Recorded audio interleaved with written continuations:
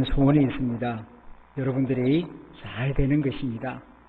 여러분들이 잘 되고 행복하게 되는 것이 저의 소원이요, 저의 기쁨입니다. 이제 담임 목회자로서 여러분들이 잘 될 수 있도록 계속하여 책임지고 기도하는 목회자가 되겠습니다. 함께 기도하겠습니다. 하나님 사랑합니다. 하나님 감사합니다. 하나님을 이 시간 예배합니다. 무엇을 더 얻기 위하여 더 바래서가 아니라 우리를 사랑해 주신 그 사랑에 감사하는 마음으로 하나님 앞에 나와서 사랑을 고백하며 예배드리오니 우리 예배를 받으시고 우리에게 주시는 말씀을 들을 때에 주의 음성을 듣게 하여 주옵소서. 예수님의 이름으로 기도드립니다. 아멘. 시인 정채봉은 만남에는 4종류가 있다라고 말했습니다. 첫 번째 만남은 지우개 같은 만남입니다. 후회스러운 만남, 지워버리고 싶은 그런 만남을 지우개 같은 만남이라고 불렀습니다. 두 번째로는 꽃 같은 만남이 있습니다. 활짝 피었을 때에는 좋아하고 찾아오더니만 꽃이 지고 나니까 떠나버리고 뒷모습을 보이는 그런 쓸쓸한 만남을 꽃 같은 만남이라고 불렀습니다. 세 번째로는 건전지 같은 만남이 있습니다. 계속하여 충전해주고 관리해 주어야만 그 만남이 지속되는 그런 피곤한 만남, 건전지 같은 만남이라고 불렀습니다. 마지막은 손수건 같은 만남입니다. 열심히 일하면서 땀을 흘릴 때 옆에 와서 땀을 닦아주고, 슬퍼하며 눈물을 흘릴 때에 눈물을 닦아주고, 부끄러운 부분이 노출될 때에 그것을 닦아주는 손수건 같은 만남. 예수님과 여러 사람들과의 만남은 손수건과 같은 만남이었습니다.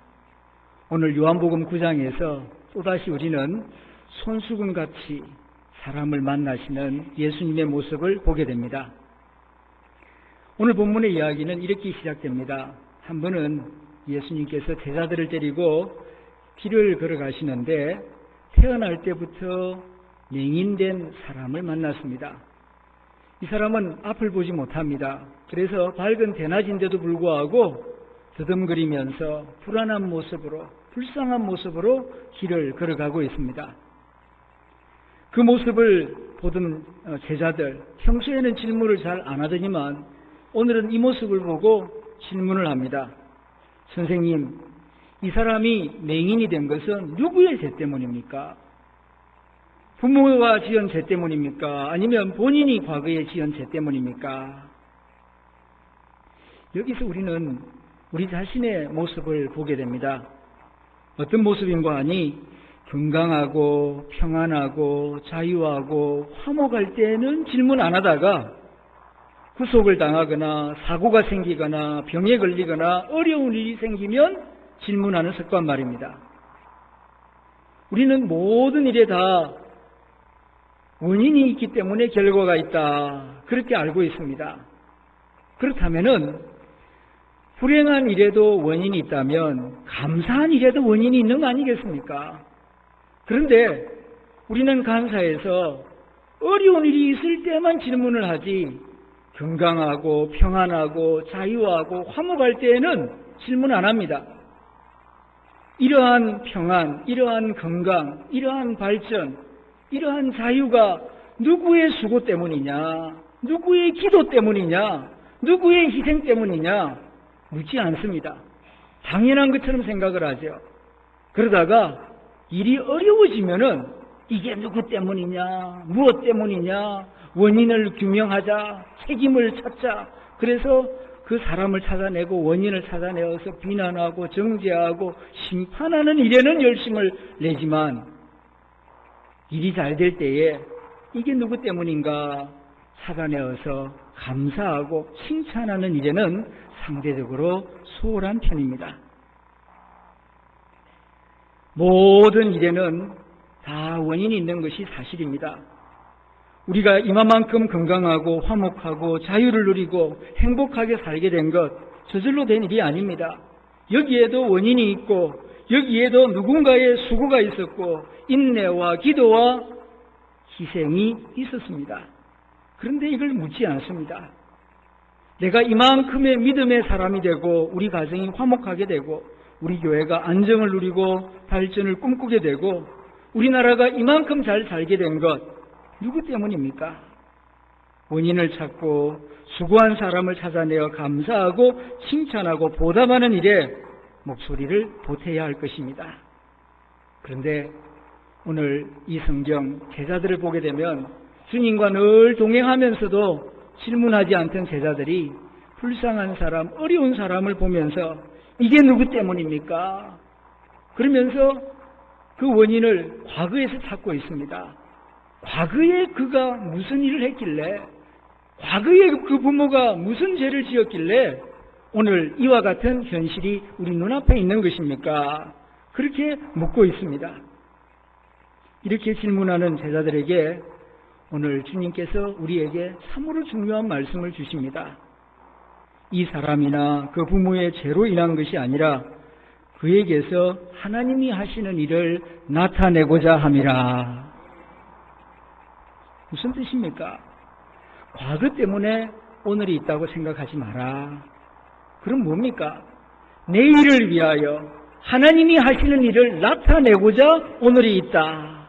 이렇게 생각하고 지금 너희 눈앞에 있는 현실을 다시 한번 생각하고 하나님의 뜻을 생각하라는 것입니다. 물론 어제 없는 오늘이 어디에 있겠습니까마는 오늘이 꼭 어제 때문만 있는 것도 아님을 알아야 합니다. 특별히 하늘과 땅을 만드신 하나님을 믿는 사람들은 과거에 매여서 살아서 안 됩니다. 우리는 하나님을 믿고 예수님의 부활을 믿고 그리고 이 세상을 보고 나 자신을 볼 수 있어야 하겠습니다. 주님은 오늘 이 사건을 통하여 제자들과 우리들에게 이 진리를 말씀하고 있는 것입니다. 하나님을 믿는 사람은 항상 미래지향적이어야 하고 긍정적이어야 하고 진취적이어야 합니다. 긍정적인 사고방식이 곧 기독교 신앙은 아닙니다만은 하나님을 믿는 사람은 항상 긍정적이어야 하고 소망적이어야 하고 미래지향적이어야 합니다. 하나님을 믿는다고 하면서 교만한 것도 죄를 짓는 것이지만 절망하는 것 또한 죄가 된다는 사실을 깊이 명심해야 합니다. 교만과 절망, 겉으로 보기에는 다르게 보이지만 그 뿌리에 들어가 보면 모두 다 하나님을 불신앙하는 데서 나오는 동일한 죄이기 때문입니다. 그러므로 하나님을 믿고 예수님의 부활을 믿는 사람이 함부로 다 끝났다, 망했다, 나는 이제는 소망이 없다, 그런 절망적인 말, 그런 절망적인 생각 해서는 안 될 것입니다. 많은 경우 교회 안 다니는 한국 사람들은 과거에 매여 사는 경우가 많습니다. 그래서 무슨 사건이 생기면 아유, 선생에 내가 무슨 죄를 지었길래, 그리고 불편한 만남이 이루어지면 무슨 악연이 있어서, 심하면은 이게 무슨 팔자란 말인가, 무슨 운명의 장난이란 말인가, 그러면서 과거를 생각하고 전생을 운운하고 카르마, 업보를 이야기하는 그런 경우가 있습니다. 아직까지 불교적인 세계관이 한국 사람들의 정신세계를 지배하고 있기 때문입니다. 심지어는 교회를 다니는 분들 가운데에서도 오래 교회를 다녔는데도 이런 사고방식을 가지고 있는 분들이 있습니다. 지난번에 주일 빼먹었더니만 감기에 걸렸고 11조 떼먹었더니만은 사고가 났고 죄를 지어서 아이가 다쳤다고, 얼핏 듣기에는 상당히 경건한 것 같고 하나님 잘 믿는 것 같지만은 이거 신학적으로 아주 위험한 생각입니다. 그렇다면은 그동안 건강하게 살아오고 사고나지 않고 아이가 다치지 않은 것은 내가 주일 잘 지키고 11조 잘 바치고 내가 의롭게 살아서 사고 안 나고 잘 살아온 것입니까? 아니지 않습니까? 하나님의 은혜로 살았고 지금도 하나님의 은혜로 살고 있고 하나님의 은혜로 살 것입니다. 내 의로, 내 행위로 사는 것이 아니라 우리는 하나님을 믿고 하나님의 은혜를 의지해서 살아가는 그리스도인입니다. 우리가 믿고 예배하는 하나님은 하늘과 땅을 만드시고 시간까지 만드신 분입니다. 지금 우리 눈에 보이는 하늘과 땅 처음부터 있었던 게 아닙니다. 맨 처음에는 아무것도 없었습니다. 그런데 하나님 말씀하시자 하늘도 생기고 땅도 생기고 땅의 모든 식물과 바다의 물고기와 땅의 모든 동물들이 생겨나게 된 것입니다. 시간도 그렇습니다.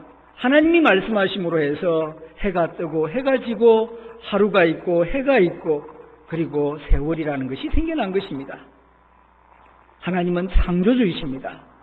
우리는 시간 속에서 외줄타기를 하는 연약한 인생이지만 하나님은 시간 속에 갇혀있는 분이 아닙니다. 하나님 앞에서는 과거와 현재와 미래가 다 동일합니다. 이것을 우리가 생각한다면 내가 끝났다고 해서 하나님도 끝났다고 생각하지 마십시오. 나는 끝났어도 하나님은 끝나지 않았습니다. 하나님이 원하시고 하나님 말씀 주시면 하나님이 이루실 것입니다. 우리의 소망은 하나님에게 있는 것이지 연약한 나에게 있는 것이 아닙니다. 그러므로 항상 하나님께 소망을 두고 미래지향적으로 진취적으로 생각하며 하나님의 뜻을 생각하는 우리 모두가 되어야 하겠습니다. 성경은 말씀합니다. 로마서 8장 28절 우리가 알거니와 하나님을 사랑하는 자 곧 그 뜻대로 부르심을 입은 자들에게는 모든 것이 합력하여 선을 이루느니라. 얼마나 신나는 신앙 고백입니까? 이렇게 놀라운 고백을 할 수 있는 사람이 누구입니까? 아무나 고백할 수 있는 것이 아닙니다. 성경이 말씀하는 대로 우리가 알거니와 그런데 우리는 누굽니까? 하나님을 사랑하는 우리가 그 뜻대로 부르심을 받아 내가 이 예배의 자리에 나와 있다라고 믿는 우리가 알거니와 모든 것 성공과 실패, 오르막과 내리막, 병과 건강, 만남과 헤어짐, 어두움과 밤 이런 것이 다 합하여 선을 이룬다는 것을 우리가 안다는 것입니다. 그렇기 때문에 때로는 넘어져도 때로는 실패해도 우리는 절망하지 않습니다. 왜냐하면 그 모든 것 합하여 선을 이룬다는 것을 알고 믿기 때문입니다. 그런데 이 성경을 자세히 보면은 조금 아쉬운 부분이 있어요. 그게 뭐냐면은 주어가 빠져 있습니다. 누가 선을 이루느냐? 원어 성경을 보면은 주어가 나와 있는데 우리 한글 성경으로 번역하면서 그게 빠져 있습니다. 원어 성경을 보면은 하나님이 호 데우스 신 에르게이 에이스 아가손이라고 분명히 나와 있습니다. 하나님이 합력하여 선을 이루느니라. 그렇습니다. 나는 합하여 선을 이룰 만한 능력이 없습니다. 넘어지면 그것으로 끝입니다. 실패는 실패입니다. 그러나 하나님이 원하시고 하나님이 뜻하시면은 실패가 성공이 될 수 있고 아픔이 성숙이 될 수 있고 기쁨이 되게 하신다는 말씀입니다. 우리는 이 하나님을 믿고 이 하나님을 예배합니다. 그러므로 우리는 더 이상 과거에 매일 것이 아니라 항상 하나님의 섭리를 생각하고 하나님이 이루시고자 하는 뜻이 무엇이길래 내가 지금 이 자리에 이런 것을 경험하고 있는가? 미래지향적으로 하나님의 섭리를 생각하며 사는 그리스도인이 되어야 할 것입니다. 내가 섭리신앙을 말할 때에 꼭 기억하고 배워야 할 사람이 있습니다. 그는 요셉입니다. 우리가 가끔 내가 겪는 고생, 내가 받은 상처가 얼마나 큰지 당신들은 모를 거라고 그런 말을 할 때가 있습니다. 그러나 창세기에 나오는 요셉보다 더 많은 아픔과 상처를 겪은 사람이 또 어디에 있을까요? 그는 유년 시절 참으로 불행했습니다. 그의 어머니가 4명이었습니다. 10명의 배다른 형제 가운데에서 자랐습니다.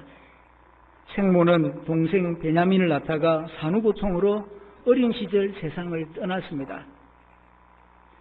배다른 형제 10명 가운데에서 꿀밤을 맞으며 시기질투를 받으며 많은 아픔을 겪으며 살았습니다.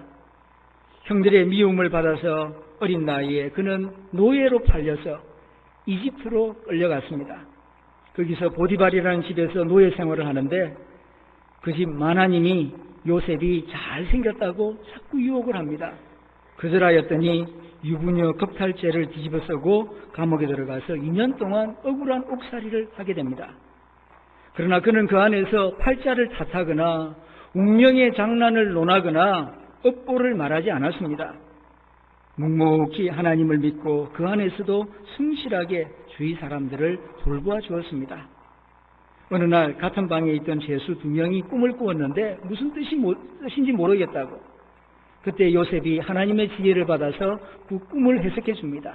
한 사람은 죽을 것이고 한 사람은 풀려나서 복직될 것이라고. 그가 해몽해 준 그대로 이루어졌습니다. 풀려나가는 관리는 연신 고마워하면서 내가 감옥에서 나가서 꼭 자네를 기억하고 자네가 풀려날 수 있도록 도와주겠다고 약속했지만 나가서는 까마득하게 잊어버렸습니다. 그러나 요셉은 원망하지 않습니다. 요셉의 젊은 인생은 30년 동안 상처로 얼룩졌습니다. 그러나 요셉은 상처받은 짐승처럼 살지 않았습니다.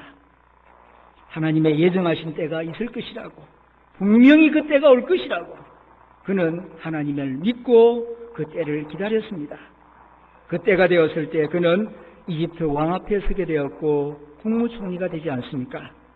그러나 성공한 다음에도 복수하려고 하지 않았습니다. 도끼를 품지도 않았습니다. 교만하지도 않았습니다. 내가 애굽의 총리가 된 것은 복수하라고 애굽 총리가 된 것이 아니라 하나님이 이루시고자 하는 큰 뜻이 있어서 나를 이 자리에 있게 하셨다. 계속하여 하나님의 인도하시는 섭리를 생각하고 그는 많은 생명을 살리는 일에 최선을 다하며 곡식이 넉넉할 때는 곡식을 비축하고 곡식이 부족할 때는 나누어주고 그렇게 함으로써 큰 나라 이집트의 백성들을 살리는 일에 최선을 다합니다. 어느 날 그 형제들이 양식을 구하러 왔다가 애굽의 국무총리가 요셉이라는 사실을 알고 벌벌 두려워 떨며 무릎을 꿇고 엎드렸을 때에 요셉이 그 형님들에게 이런 말을 합니다. 창세기 45장 5절 말씀. 형님들 두려워하지 마소서. 나를 이리로 보내신 분은 하나님이시라. 나를 이곳으로 보낸 분은 형님들이 아닙니다. 나를 팔아먹어서 내가 이쪽으로 온 게 아니고 하나님의 뜻이 있어서 나를 이곳으로 보내셨습니다. 나를 이곳으로 보내신 분은 하나님이시라. 나와 가족과 많은 사람들의 생명을 구원하시려고 하나님이 나를 앞서 이곳으로 보냈나이다. 이렇게 고백합니다. 그리고 계속해서 하나님의 섭리를 생각하며 자신에게 주어진 사명을 생각하며 온유한 마음, 겸손한 마음으로 장년의 삶을 살았습니다. 많은 생명을 살리며 어린 조카들을 보살폈습니다. 그리고 히브리 민족이 큰 민족을 이룰 수 있는 터전을 마련했습니다. 30년 동안 그렇게 상처를 받고 외롭고 그리고 시기 질투를 받고 억울한 일을 당하면서도 어떻게 절망하지도 않고 짐승처럼 살지도 않고 꿋꿋하게 자신의 믿음과 인격을 지키면서 이렇게 복된 길을 걸어갈 수 있는 것입니까? 어떻게? 지식이 많아서가 아닙니다. 주위에 돕는 사람이 많아서가 아닙니다. 재물이 많아서도 아닙니다. 그는 하나님을 믿었기 때문입니다. 하나님의 섭리를 믿었고 하나님의 선하심을 믿었기 때문입니다. 오늘 성경을 통하여 주님은 다시 우리에게 말씀을 주십니다. 요한복음 9장 3절 말씀, 참 중요한 말씀입니다. 그래서 주보 표지에 적어두었습니다. 다 함께 같이 읽어보겠습니다. 시작. 예수께서 대답하시되 이 사람이나 그 부모의 죄로 인한 것이 아니라 그에게서 하나님이 하시는 일을 나타내고자 하심이라. 아멘. 자, 그렇다면은 하나님이 하시는 일이란 구체적으로 무엇입니까? 그 답이 다음 4절 예수님의 말씀에 나옵니다. 때가 아직 낮음에 나를 보내신 이의 일을 우리가 해야 하리라. 나를 보내신 이 누구이겠습니까? 여호와 하나님 아버지입니다. 여호와 하나님 아버지의 일을 계속 우리가 해야 하기 위해서 오늘 이 만남이 있는 것이다. 만남의 의미를 이렇게 설명해 주십니다. 그렇다면 하나님의 일은 또 무엇입니까? 그것은 창세기부터 요한계시록까지 잘 나와 있듯이 하나님의 선교입니다. 하나님의 선교를 위하여 예수님이 이 땅에 오셨고 또한 오늘과 같은 만남이 이루어지고 있다 하는 사실입니다. 하나님의 선교를 위하여 이곳에 교회를 세우셨습니다. 하나님의 선교를 위하여 나를 이 땅에 태어나게 하셨습니다. 하나님의 선교를 이루기 위하여 아내를 만나게 하셨고 남편을 만나게 하셨습니다. 하나님의 선교를 위하여 만남이 이루어지고 있다 하는 사실을 우리에게 가르쳐주고 있습니다. 그러므로 우리는 부부간의 만남, 자녀와의 만남, 하늘 담은 교회와 남정우 목사의 만남, 하나님의 섭리라고 믿습니다. 하나님이 이루시고자 하는 일이 있기 때문에 이 복된 만남을 섭리하신 줄로 믿습니다. 만남 그 자체가 목적이 아닙니다. 만남에 목적이 있다는 말씀입니다. 이걸 생각하라는 말씀입니다. 우리끼리 만나서 우리끼리 즐거워하고 우리끼리 먹고 마시는 일에 모든 시간과 물질을 써버릴 것이 아니라 이렇게 만나게 하신 하나님의 뜻이 무엇인가, 이걸 생각하고 그 목적을 받들어서 실천하는 공동체가 되라고 말씀하시는 것입니다. 결혼이 목적이 아닙니다. 결혼 자체를 목적으로 삼았다면 결혼식 끝난 그 다음 시간부터 허무감을 느낄 것입니다. 결혼에도 목적이 있습니다. 목적을 이루기 위한, 하나님의 성교를 이루기 위한 결혼 생활이 될 때 의미 있는 결혼 생활, 더욱 행복한 결혼 생활이 될 것입니다. 목회자와 성도들과의 만남도 마찬가지입니다. 하나님이 이루시고자 하는 일을 함께 이루어가기 위하여 하나님이 이렇게까지 인도하시고 섭리하시고 축복하셨다는 사실을 기억하고 우리의 만남에는 사명이 있고 목적이 있다. 항상 이걸 생각하며 우리가 주님과 동행하는 생활을 해야 할 것입니다. 지난 41년 동안 대구 지산동에 우리 교회를 세우시고 축복하시고 섭리해 오신 하나님이 금년 5월 5일 부족한 저를 여러분의 담임 목사로 만나게 하셨습니다. 우리 교회는 하늘을 땅에 심는 교회입니다. 그래서 이름이 하늘 담은 교회입니다. 하늘의 진리와 하늘의 가치관을 우리 마음과 지역사회 속에 심어서 하나님 나라의 동산을 함께 만들어 나가는 것이 우리 교회의 사명입니다. 이 사명을 계속 이루어 나가기 위하여 저를 이 교회 담임 목사로 부르셨다고 믿습니다.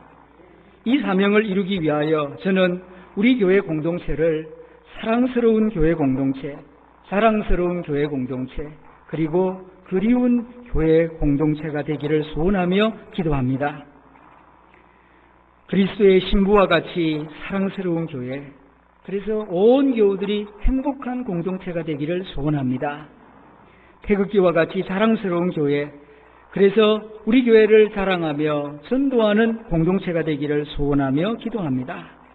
그리고 어머니의 품같이 그리운 교회, 그래서 멀리 나갔다도 교회가 보고 싶어서 함께 예배드리고 싶어서 다시 찾아오는 공동체가 되기를 소원하며 기도합니다. 이런 교회를 만들어 나가는데 핵심은 다른 것이 아니라 사람을 키우고 인격을 키우는 데 있습니다. 교회는 건물이 아닙니다. 교회는 사람입니다. 예수 믿는 사람들이 곧 성전이요 교회입니다. 그러므로 사람을 키우고 믿음의 인격을 발전시키는 것이 곧 교회를 발전시키는 것이요 교회를 성장시키는 길이라고 믿습니다. 사람 속에 소망이 있습니다. 사람이 새로워지면 세상이 새로워집니다. 사람이 어떤 면에서 전부라고 말할 수 있습니다. 성도의 인격이 바로 세워지고 믿음의 인격을 지닌 성도들이 많아지면 그것이 곧 교회 성장이 될 것이며 교회 사명을 잘 감당하게 될 것입니다. 그러므로 저는 어떤 프로그램이나 프로젝트보다는 믿음의 인격을 키우는데 최선을 다하는 그런 목회 활동을 할 것입니다. 제 목회의 초점은 지성은 밝게, 영성은 맑게, 그리고 감성은 풍부하게입니다. 설교 말씀과 성경 공부, 기도와 신방, 교회 행정과 다양한 목회 활동을 통하여 우리 교회 성도님들과 교회 학교 청소년들, 어린이들의 인격이 이성적으로는 밝게, 그리고 영성적으로는 맑게, 그리고 감성적으로는 풍부하게 성장, 발전하도록 돕는 것이 제 모든 목회 활동의 초점이 될 것입니다. 저와 여러분들의 만남을 통하여 하나님의 뜻이 하늘에서 이루어진 것처럼 땅에서도 이루어지기를 간절히 소원합니다. 함께 기도하겠습니다. 고마우신 주님, 귀한 말씀을 주셔서 우리 자신을 되돌아보며 믿음의 인격을 바르게 세울 수 있도록 감동을 주시니 감사합니다. 지난 1년 동안 우리 교회가 어려울 때 우리 교회를 지켜주시고 성도님들을 지켜주신 하나님 감사합니다. 안성호 목사님의 설교와 성도들의 기도와 수고와 인내에 대하여 감사합니다. 장로님들의 수고와 화목한 생활에 대하여 감사합니다.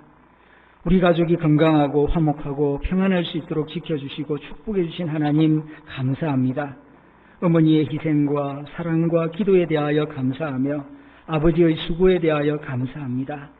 우리의 삶을 섭리하시는 하나님, 이제는 더 이상 과거에 매이지 않게 하시고 미래의 비전을 바라보며 하나님이 기뻐하시는 믿음의 인격으로 세워갈 수 있도록 도와주시옵소서.